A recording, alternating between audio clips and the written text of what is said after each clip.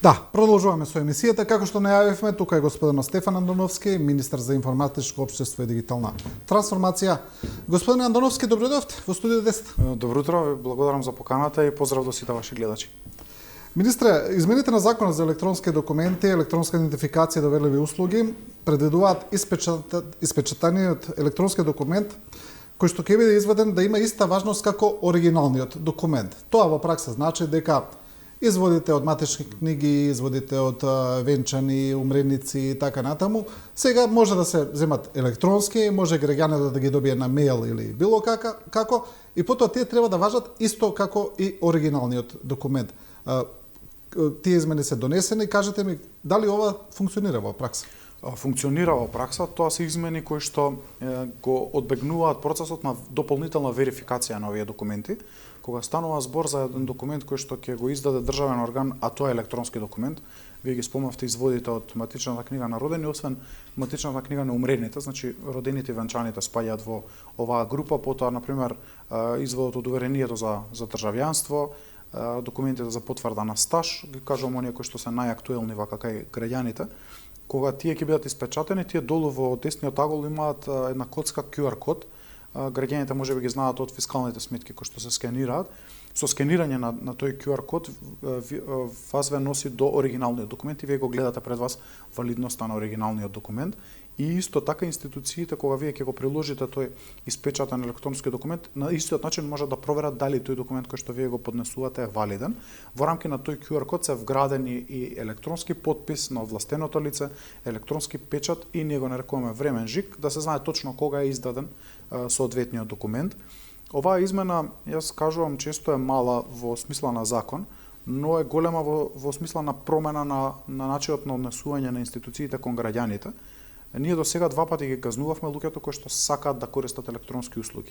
И тоа беше еден од главните услови зашто луѓето не го користеа ни националниот портал, не бараа електронски услуги, затоа што се случуваше, ќе извадат извод електронски, ќе им стигне на нивната мејл адреса, како што кажавте вие, ќе треба да го поднесат на училиште, на факултет или за работа, и институцијата ќе им рече: извинете, не го прифаќаме овој документ, мора да донесете со оној традиционален син печат документ. И луѓето ги враќавме втор пат, додат во управа за водење матични книги или друга институција, повторно да поднесат барање, повторно да добијат документ, два пати да платат и да изгубат еден куп време, и затоа еднаш, два пати луѓето се откажуваа.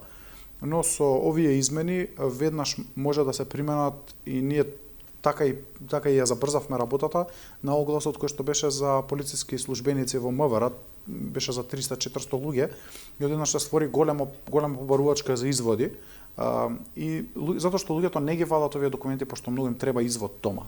Никој не чуваме од нас извод од матична книга на родени пошто многу ни треба. Туку тие ги користиме за да добиеме некоја друга услуга или некое барање или некое право да оствариме, и ние сакаме тој процес да го олесниме кај граѓаните. Држави како Естонија отидоа и во следна фаза, да документот кој што ви е изваден електронски има поголема важност од хартиениот документ. Сметаат дека тој е поточен, поверодостоен, дека не може да се лажира, и се надам дека со подобрувањето на процесите ќе стасаме и до тоа решение. Сега примената на законот, почеток е прв месец, влегуваме во вториот месец на примената. Мислам дека ќе има незнаење кај институциите, не очекувам да има отпор, затоа што им ја олеснува работата и на самите институции. Ние ветивме и испорачавме едно упатство за користење на ова право на граѓаните, и истото упатство го споделивме со институциите кои што се корисници на порталот, но и стопанските комори, и сметаме дека на тој начин најбрзо ќе стаса до крајните корисници. Тоа се најчесто банки, телекоми, осигурителни друштва кои што треба да ги признаваат овие документи. Тоа ми беше прашањето во ред за институциите, што е со приватните компании, бидејќи може кај нив да има, ајде да речеме, отпор или некако поспоро спроведување на оваа одлука. Имаме ли некаква потоа контрола, проверка од надлежните служби, дали има поедноставно граѓаните каде да се пожалат доколку не им се признава изводот, и што понатаму? Граѓаните ќе можат да реагираат, ќе отвориме специјален контакт телефон кој што е поврзан и со националниот портал за услуги, каде што ќе можат да пријават некоја неправилност со која што се соочуваат. Знаете, документите кои што се во надлежност, законите кои што се во надлежност на моето Министерство за дигитална трансформација, за жал ниеден од нив не предвидува инспекцијски надзор. И ние сме единствено министерство кое што немало досега никаква инспекција или надзор на спроведувањето на ниту еден од законите, вклучително и на Законот за електронски документи и доверливи услуги. И тоа повлекува да нема сектор за инспекцијски надзор, немате инспектори, ништо тоа не се случува. Кога било МИОА, Министерство за информатичко општество и администрација, дел од надлежностите да ги преземал управниот инспекторат, но тој немал надлежности кон овие закони и ја следал само општата управна постапка. Затоа со измената на овој закон, во истата измена се предвидува инспекцијски надзор и прекршачни санкции за оние институции кои што нема да го почитуваат законот. Секако нема веднаш да одиме кон казнување и кон пенализација или инспекцијски надзор, но подготвуваме, веќе формирав сектор за инспекцијски надзор, подготвуваме обука за инспектори и мислам дека до втората половина на годината веќе ќе имаме инспектори кои што низ државата ќе одат и ќе вршат надзор на спроведувањето и на овој закон и на другите закони кај институциите. Граѓаните треба да бидат мирни, инспекцијскиот надзор не се однесува на граѓанинот, туку се однесува на институциите кои што нема да ги почитуваат законите. Пред тоа мислам дека повеќе треба да работиме на едукација, затоа што барем од искуството со банките, со телекомите, гледам дека тие сакаат да користат нови алатки, свесни се за придобивките од дигитализацијата, голем дел од нив имаат електронски апликации, ги користат. И мислам дека полека ќе се движат кон ова решение и ние им стоиме на располагање да им помогнеме доколку тоа им представува некаков предизвик. Министре, кој е фидбекот од теренот, од управните служби? Дали имаме веќе намалување можеби на турканиците, намалување на физичкото побарување на вакви документи? И што е со... Знаеме дека во минатото имаше сериозни сомневања, па дури новинарски истории за корупција на тие места каде што им се бараа пари на граѓаните, да им се издаде брз извод, знаеме имаше страшни турканици. Дали ова веќе би требало да биде решено, оваа појава, и дали се намалуваат турканиците? Па од 1 јануари со измени на друг закон за матична евиденција, управата за водење на матични книги дојде под Министерството за дигитална трансформација како надлежност. Знаете, некако оваа управа како да не го добила потребното внимание од државата из целиот изминат период. Била под Министерството за правда, правда е големо министерство со бројни надлежности, некако како овој сектор да бил подзаборавен, а тоа е оној со кој граѓаните постојано се соочуваат. И заради тоа е извор на корупција, не можам да кажам дека застаната корупцијата, присутна е, постои, но ова се начините како да граѓаните имаат 101 место да не отидат во управа за водење матични книги. Дали ќе извадат извод дома, дали некој пријател ќе го извади за нив, ќе ги сподели податоците, дали ќе одидат во некој од нашите центри за услуги, па таму ќе поднесат за извод, па ќе го добијат на својата мејл адреса. Им ги даваме сите можности на располагање за да не се создава метеж кој што потенцијално води кон корупција. А секако со корупцијата треба да се справуваме и на потешкиот начин, а тоа е репресивно, односно со казнување. Се надам дека новиот директор на управата за водење матични книги повеќе ќе посвети внимание на корупцијата, затоа што и до мене допираат информациите дека постои корупција, дека се бара, да речеме, 1000-1500 денари од човек за побрзо да се извади. Се уште екзистира тоа? По моите информации има такви случаи, не можам да кажам дека нема. Соодветно се пријавени соодветните случаи и се надам дека ќе постапуваат, особено ова е прашање на менеджмент според мене. Два начини постојат и јас со директорот сме ги разговарале. Едниот начин е да ставите повеќе луѓе на шалтерите и секој шалтер да може да ви услужи во управа за водење матични книги за секој од потребите кои што го имате, да не биде пријава на новороденче само на шалтер 1, па пријава на смрт на блиско лице на шалтер 2, туку секој работи секој е поврзан во систем и со логови гледаме кој што сработал. Тоа е првиот елемент. И вториот елемент, што повеќе осврт на дигитализација, затоа што сега, да речеме, имаме 3 или 4 луѓе кои што смеат да потпишуваат со електронски потпис во цел автоматично. Сметам дека таа бројка треба да се зголеми и автоматско да се прераспределуваат на првиот слободен и да што побрзо, кога ќе поднесете за електронски извод, тој ви стигнува најбрзо можно. Јас гледав еден прилог на друга телевизија. Дел од изводите стигнуваат за 3-4-5 минути, колку што му било потребно службеникот да електронски да го подпише. Дел може да земат и 1 ден и 2 дена, што на граѓаните знаеме дека ние малку имаме менталитет денес за денес дека ни се потребни документите, тешко планираме во животот, но наша работа е да им олесниме на граѓаните, не да им направиме да им биде потешко. Овие се двата начини како тоа го направиме.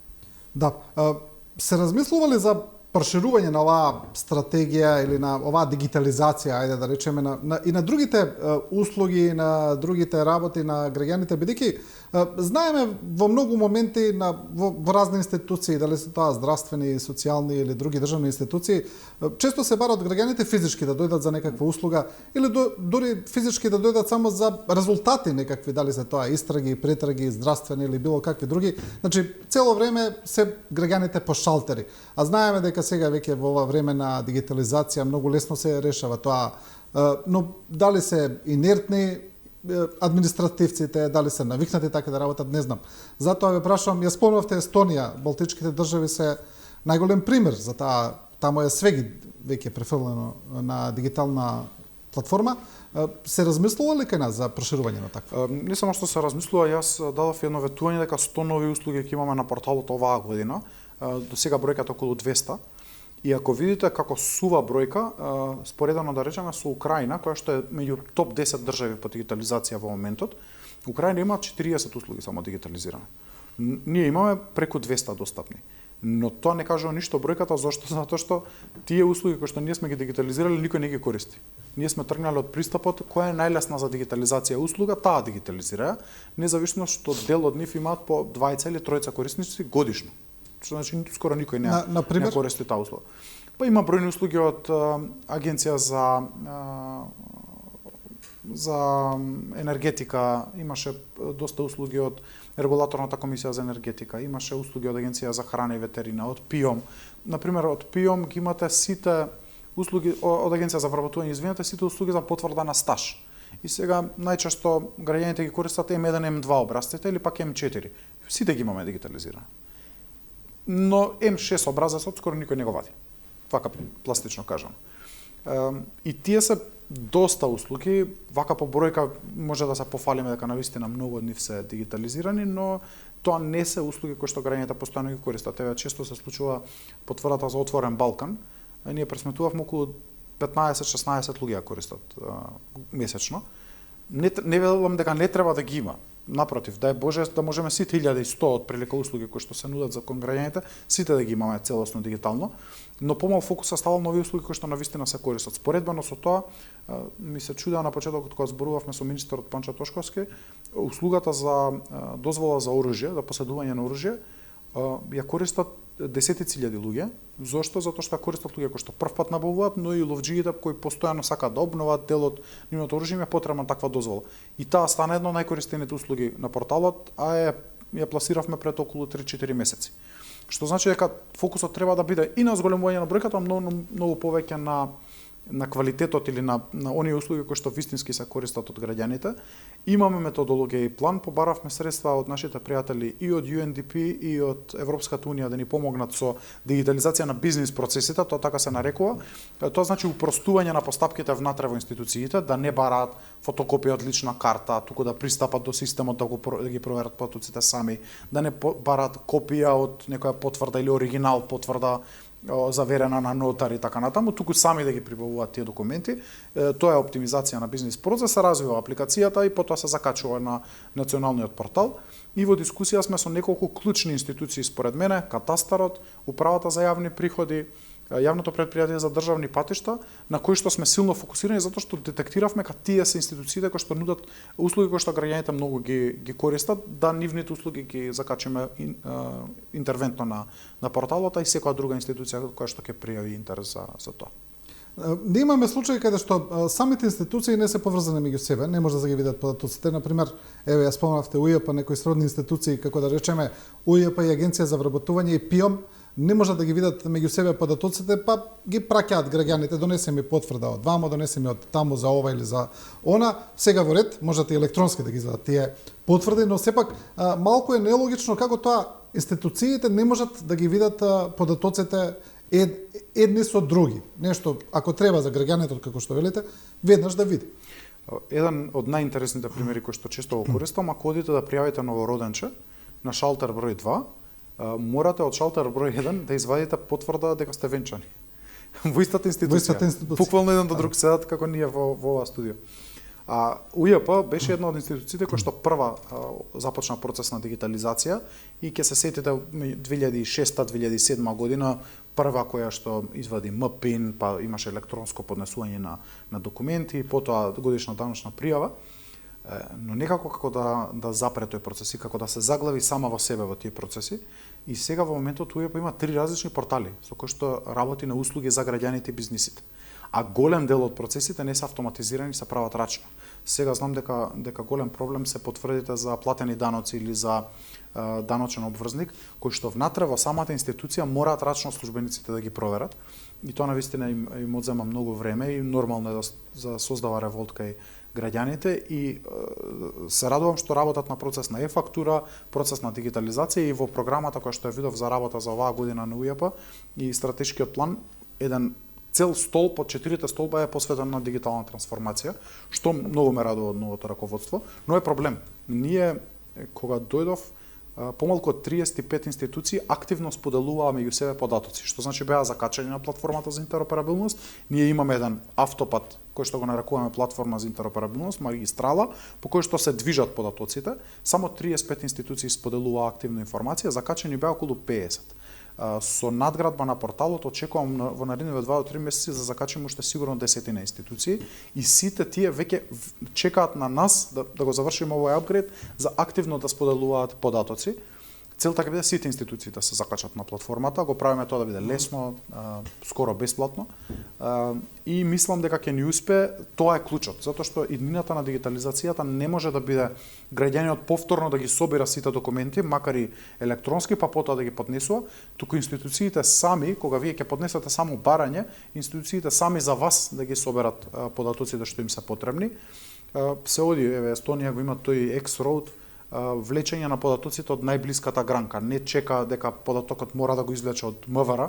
Ако знае дека име и презиме е потребно, го влече од првиот кој што е слободен, блиску да незе извор на тој податок и го прибавува. Ќе се движиме кон новите процеси. Добро е што е фокус ова и на граѓаните, и на институциите, и на владата. Нас ни дава еден позитивен притисок да работиме поинтензивно, поефикасно. И се надам дека брзо ќе имаме резултати, но секако притисокот од јавноста е многу важен да оди и кон Министерството за дигитална трансформација, но и кон другите институции, да го бараат тоа од институциите, затоа што тоа се пренесува потоа во работата. Да. Денеска сте во собранието со еден друг предлог закон, тоа е закон со кој треба да се регулира или да се забрани играње на онлайн игри на среќа во државата. Значи, зашто се работи тука? Тоа е една новина во Законот за електронски комуникации и измени. Со закон ги забрануваме нелегалните онлайн игри на среќа или онлайн коцкарници. Во Македонија лиценци нема ниту една приватна институција за спроведување или организирање на онлайн игри на среќа, а граѓаните знаат дека присутни се бројни такви. Детектирани се околу 160 провајдери на игри на среќа кои што се присутни на македонскиот пазар, а немаат лиценца за организирање на онлайн игри на среќа. Со измените на Законот за електронски комуникации, Министерството за дигитална трансформација составува листата и ја доставува до АЕК и АЕК има право да го забрани пристапот до овие страници. Морам да кажам дека се обидовме со едно пофлексибилно решение на добра волја сметавме на добрата волја на овие глобални приредувачи на игри на среќа кои што не добиле лиценца во Македонија, никогаш не ни аплицирале. И контактиравме со нив, подготвивме досиеа, им кажавме дека се воспротивно со законот и дека можеме да ги тужиме. За жал немаше никаков одговор од нивна страна. Паралелно на тоа работевме на измени на законот. Гледавме да не упаднеме во надлежностите на Министерството за финансии, управата за јавни приходи во овој дел, затоа што тие се регулаторот на пазарот на игри на среќа, ниту пак на државната лотарија, но заедно со нив стигнавме до едно законско решение, помина на влада, веднаш гледам по 7 дена е влезено во собраниска процедура, денеска е комисијата за дигитална трансформација во собранието, мислам дека ќе помине. Станува збор за измени на законот кои што не се од политичка природа, се надевам дека сите пратеници од било која политичка партија ќе ги поддржат измените. Навистина е начин како да спречиме нашите млади тинеџери да играат нелегални игри на среќа онлайн, да ги споделуваат своите лични информации онлайн, често се случува да земат лична карта или кредитна картичка од нивните родители, па потоа тие податоци се злоупотребуваат, не знаеме каде одат тие податоци, средствата, парите се трошат на вакви игри на среќа и се надам дека ова ќе биде начин како да се спречат овие несакани појави. Значи вие велите онлайн, нелегални игри на среќа онлайн, но сепак се работи за сајтови кои се светски познати и етаблирани, што зборуваме да речеме за 365, Бетен Вин, за тие сајтови, не зборуваме за некакви сомнителни сајтови. Има и сомнителни, има и овие што се познати во светот, кои што се, да речеме, спонзори на големи спортски клубови и така натаму, кои што не се потрудиле, не поднеле барање за добивање на лиценца за спроведување на игри на среќа во Македонија, во онлайн просторот на Македонија. Но ево тие 160 ќе ви кажам дека 100 се навистина сомнителни сајтови кои што се хостирани на некои острови или пак во некои држави кои што немаме никаква соработка со нив, не можете да спроведете постапка со нив и никогаш не побарале од Македонија да се лицензираат тука. И второ, мене многу ме плаши тоа што тие ги собираат податоците на граѓаните и потоа не знаеме како истите ги употребуваат. И тоа е стравот кој што го имаме, затоа што кога некој се согласува да игра игри на среќа онлайн, тој ги прифаќа правилата без да прочита детално, а потоа кога ќе се случи измама, кражба на податоци, измама на средства или кражба на некакви средства, тој заштита ќе бара потоа во институциите на Македонија, но ќе биде многу тешко да се справите со тоа, затоа што едноставно со некој остров некаде немаме никаква комуникација како да ги заштитиме. Ова е начинот како да создадеме еден заштитен механизам према граѓаните. Се дебатираше во државава и за забрана на некои социјални мрежи, пред се зборуваше за TikTok. Знаеме дека соседна Албанија го забрана и не знам до каде е таму работата со тоа. Видовме дека и во Соединетите американски држави имаше околу тоа една голема дебата. Прво се забрани, па новиот американски претседател рече дека за сега нема да бидат забранети. Вашиот став за тоа беше првичен дека не треба да се забранува TikTok. Тука зборуваме за штетното влијание на таа социјална мрежа, имаше тие чаленџи, нели, каде што беа повредени средношколци, основци и така натаму. Останувате ли се уште на истиот став? Ја следиме ситуацијата многу внимателно и со вакви измени како што беа направени во поглед на нелегалното приредување игри на среќа, може да се оди на измена која што ќе дозволи забрана на ваква апликација. Јас тргнував од предпазливиот став дека ако тргнете да забранувате апликации, тогаш каде е крајот? Кога државата се меша во приватноста на семејствата и на граѓаните и може да дозволи, може да забрани игри на некакви игри или социјални медиуми. Но ја следиме ситуацијата. Ние направивме упатство и во оваа насока, го испративме до училиштата и до Министерството за образование и наука, како можат родителите сами да забранат пристап до овие апликации, да се грижат за безбеден интернет за своите деца и како наставниците можат да користат ресурси за да зборуваат на оваа тема. Ме радува тоа што го формираме и Националниот центар за побезбеден интернет за деца.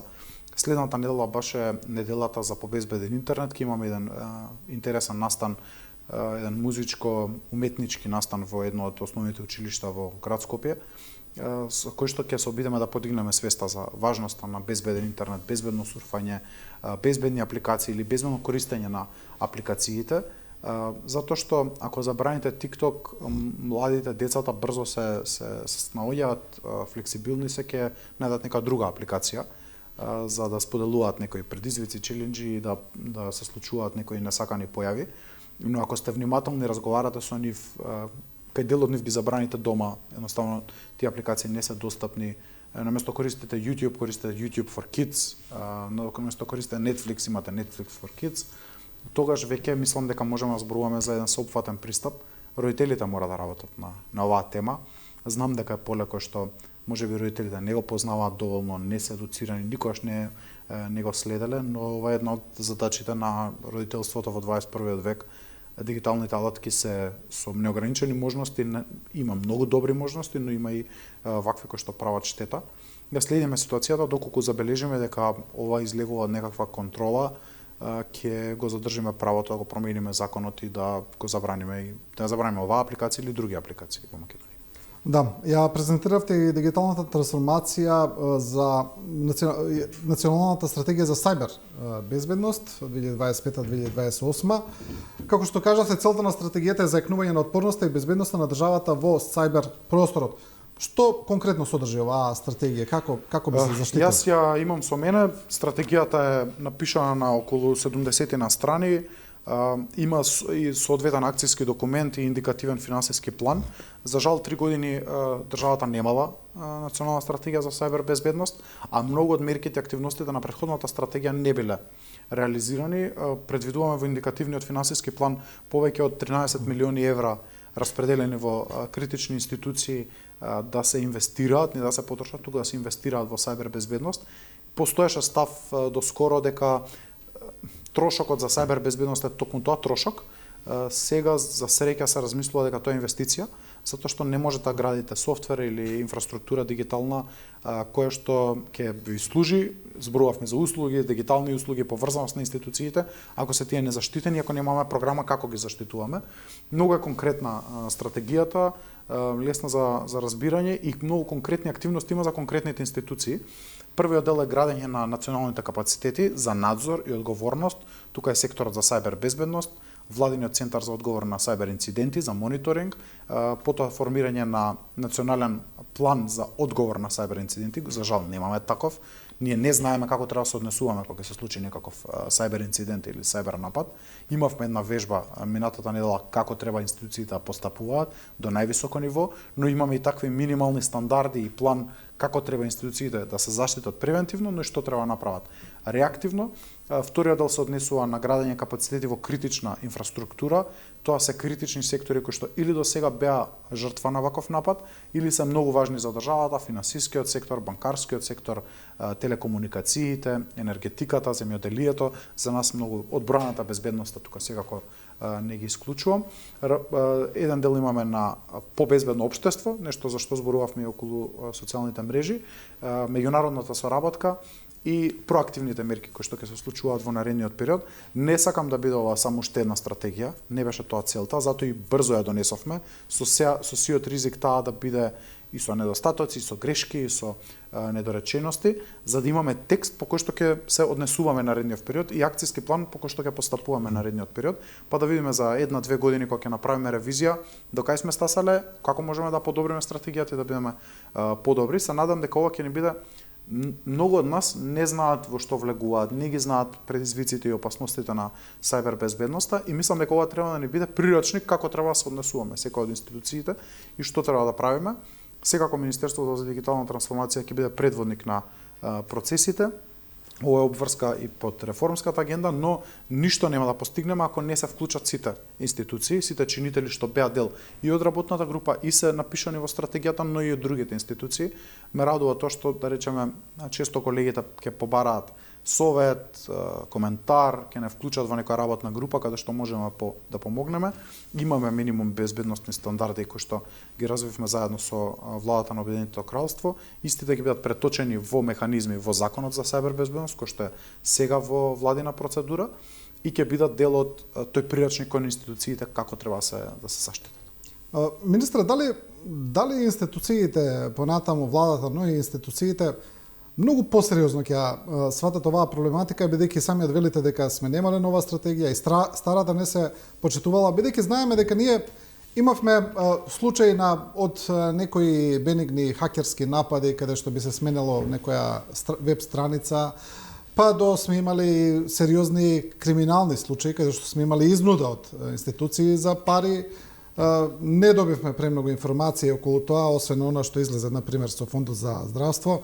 Но сега и во ова време на хибридни војни знаеме дека државата може да биде и сериозно загрозена со овакви хакерски дигитални напади каде што може да се парализира работата на институциите. Дали мислите дека ова ќе се свати доста посериозно како една државна стратегија? Мене ме радува што се донесе стратегијата и тоа покажа желба и волја кај владата, решеност дека ова мора да биде приоритет. Со сајбер вежбата минатата недела свативме како може од неколку бенигни кликови, како што кажавте вие, но добро испланирани од страна на нападјачите, да стаса до воена состојба државата. Тоа беше сајбер вежбата. Практично како може да се скалира од еден мобилен телефон на еден службеник во владата, нели, претпоставено сценарио, дека може да стаса до воена состојба од државата и физички напад на државните институции. Можам да ви кажам дека институциите кои што претрпеле сајбер напад, потоа се многу свесни што им се случило. но институциите кои што немале ваква ситуација или кои што сметаат дека нивните податоци не се доволно важни или не се доволно дигитализирани за да имаат проблемот го сваќаат кога ќе се случат сајбер инциденти или хакерски напади, но целата држава беше свесна како ни се случува хибридни закани со заканите за бомби, кои што доаѓа преку електронски комуникации. Сите беа свесни како се блокираше работата на фондот за здравство. Да не зборуваме за поголеми случаи за кои што јавноста можеби во детали не е запознано, но ова е модерното војување. Ако војувањето во 20 век беше со бомби, подморници, закана од атомско оружје, војувањето во 21 век е војување во сајбер просторот, треба да бидеме свесни за тоа.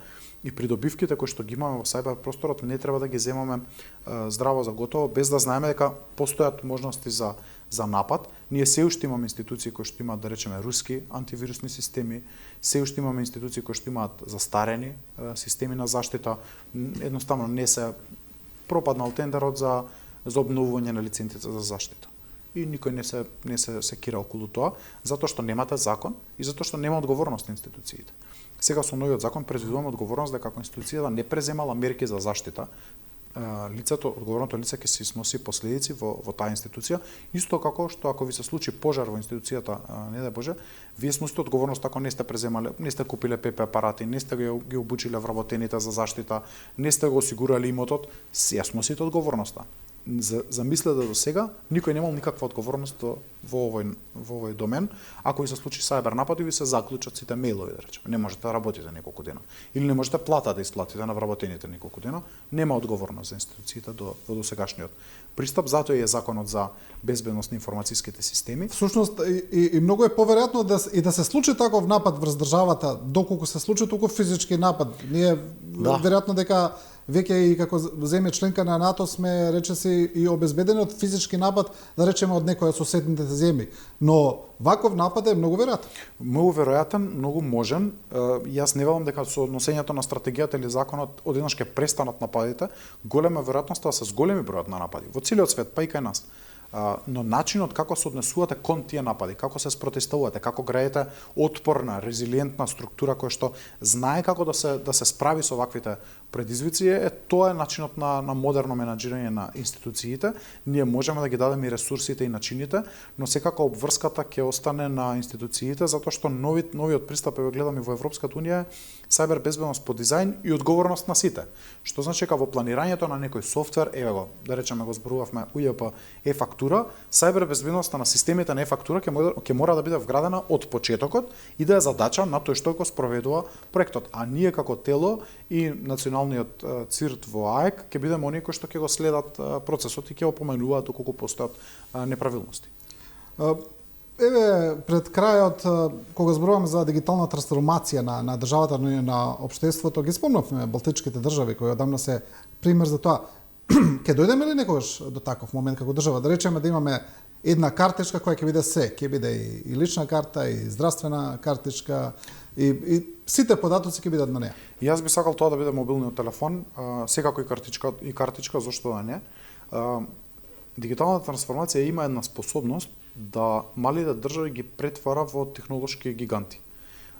И тоа не се држави кои што биле пребогати, имале премногу ресурси, имале мозок, политичка волја и системски решенија. Затоа што Естонија, Молдавија, дури сега во поново време, Словенија, било која друга од балтичките земји, Литванија е многу добра. Дури Украина во време на војна прави фантастични чекори. Тоа не се држави кои што имале не знам какви минерални ресурси или нафта, па ги вложиле во дигитализација, па сега се многу успешни, туку со моќта на нивните факултети, универзитети, инженери, бизнис сектор, едно партнерство на институциите и секако под водство на државата, еден системски пристап, успеале за брзо време, не за многу години, освен Естонија, да речеме, која што рано влезе во овие процеси, за многу брзо време да направат многу големи чекори.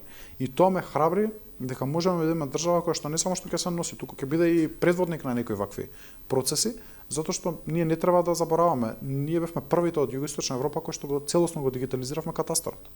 и бевме пример во регионот како треба да се дигитализираат процесите. Бевме една од првите држави кои што го копираше естонскиот модел во 2010-та, имавме платформа за интероперабилност, за поврзување комуникација на институциите.